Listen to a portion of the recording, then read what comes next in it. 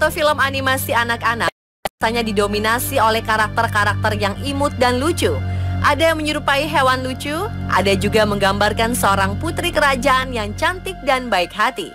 Namun bagaimana jika karakter-karakter yang dikagumi anak-anak ini memiliki kisah mengerikan di balik cerita filmnya yang memukau? Pemirsa, inilah kisah mengerikan di balik karakter terkenal versi On The Spot.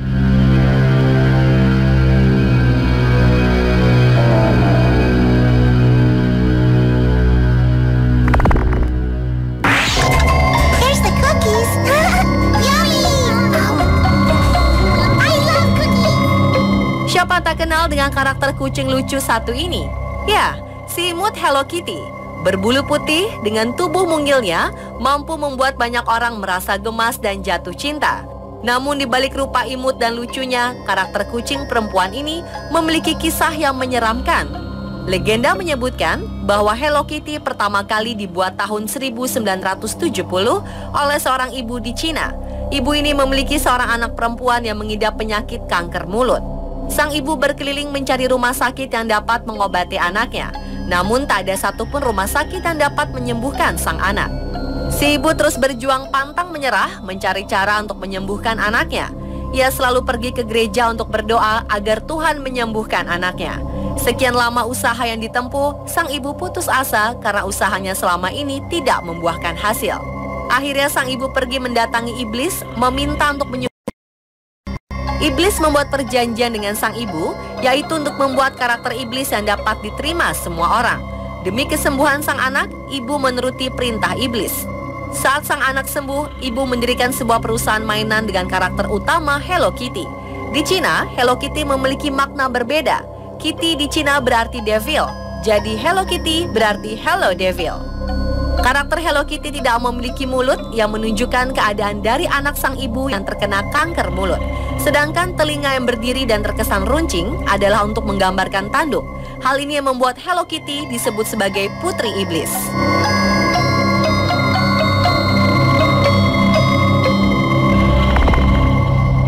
Мишка! Я все оттерла. Есть хочу.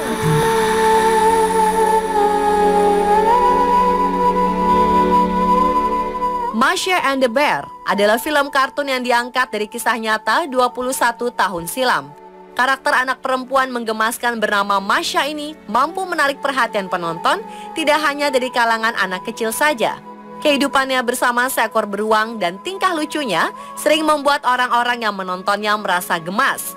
Namun bagaimana jika di balik cerita konyol dari Masha and the Bear terselip kisah kelam tentang seorang anak perempuan?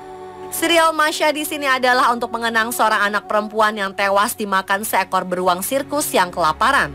Diceritakan bahwa anak perempuan itu sangat menyukai sirkus dan meminta orang tuanya untuk pergi menonton sirkus. Di sana mereka melihat banyak pertunjukan, namun Masha lepas dari pengawasan orang tuanya.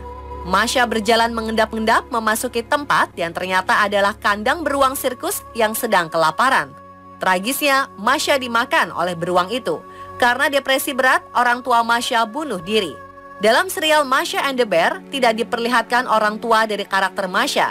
Sebaliknya, karakter beruang dibuat untuk menghormati Masha yang sangat menyukai beruang sirkus. Karakter selanjutnya yang dibuat adalah seekor panda menggambarkan sepupu jauh Masha yang berasal dari Cina. Mereka sering bertengkar dalam hal apapun. Dan karakter seekor penguin adalah saudara Masha yang sampai sekarang masih hidup. Ia jugalah yang membuat cerita Masha and the Bear ini.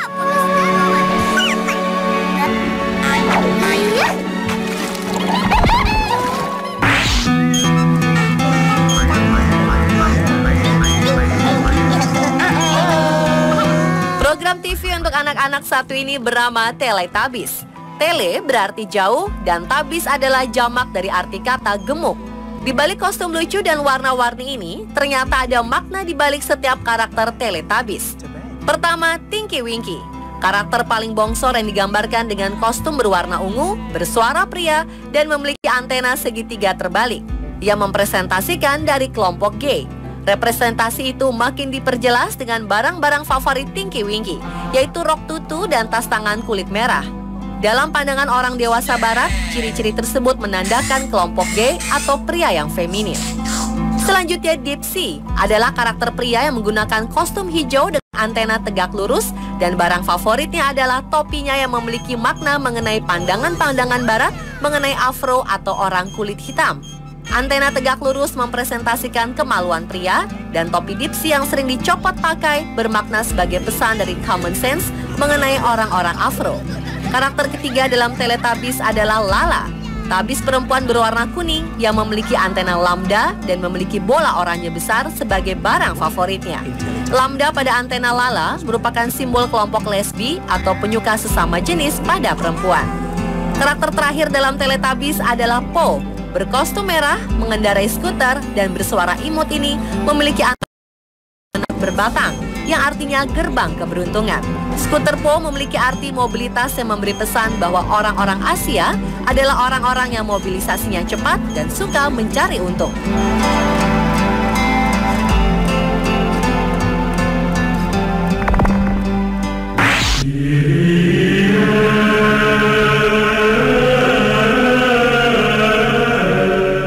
Satu ini bertemakan sekelompok bayi dengan kehidupan mereka yang lucu. Tetapi di balik kisah mereka yang lucu, terdapat sebuah kisah di balik pembuatan film Rugrats ini. Sebenarnya pada Rugrats ini adalah bagian dari imajinasi Angelica, seorang bayi perempuan yang nakal dan manja. Bayi Highland Angelica yang pertama adalah Chucky, yang sebetulnya telah meninggal bersama dengan ibunya. Inilah yang menyebabkan Chas, ayah Chucky, terlihat gugup sepanjang waktu. Bayi Highland kedua yaitu Tommy yang juga sudah meninggal. Itulah penyebab Stu, ayah Tommy, selalu ada di ruang bawah tanah untuk membuat mainan yang diperuntukkan bagi anak-anak yang tidak memiliki kesempatan hidup. Bayi Highland ketiga adalah si kembar Phil dan Lil yang sebenarnya telah diaborsi. Angelica tidak tahu apa jenis kelamin bayi yang diaborsi ini, sehingga Angelica menciptakan karakter bayi kembar Phil dan Lil. Saat Angelica remaja, ia menjadi pecandu narkoba dan bertambah buruk dengan skizofrenianya yang membawa ia kembali ke masa kecilnya dengan bayi-bayi hayalan yang ia buat menjadi dewasa juga.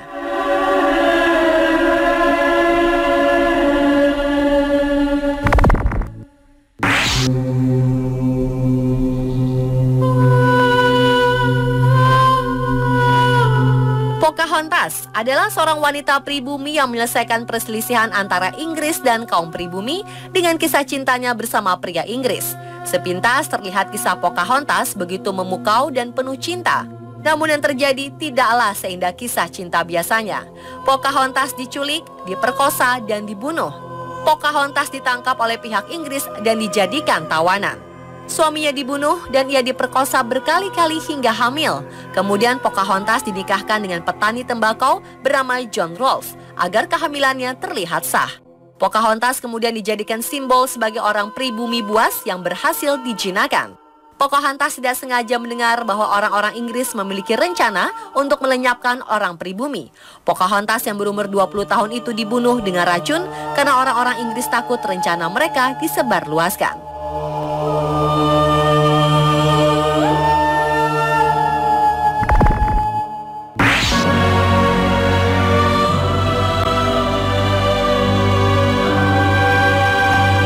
Masih seputar karakter dari Disney Princess, kali ini si putri duyung cantik berambut merah Ariel yang memiliki kisah mengerikan di balik filmnya.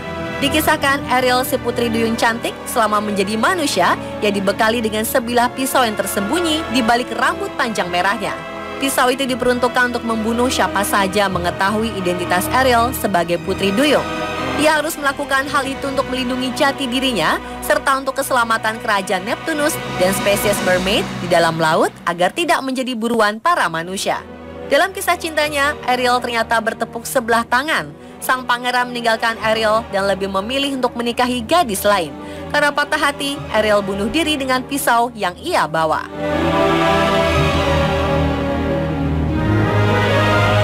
Pemirsa, itulah kisah mengerikan di balik karakter terkenal versi On The Spot.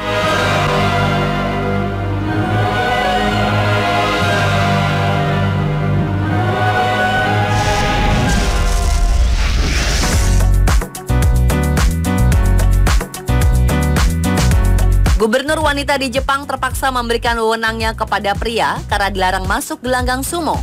Saksikan 7 lokasi wisata terlarang bagi wanita sesaat lagi hanya di On The Spot.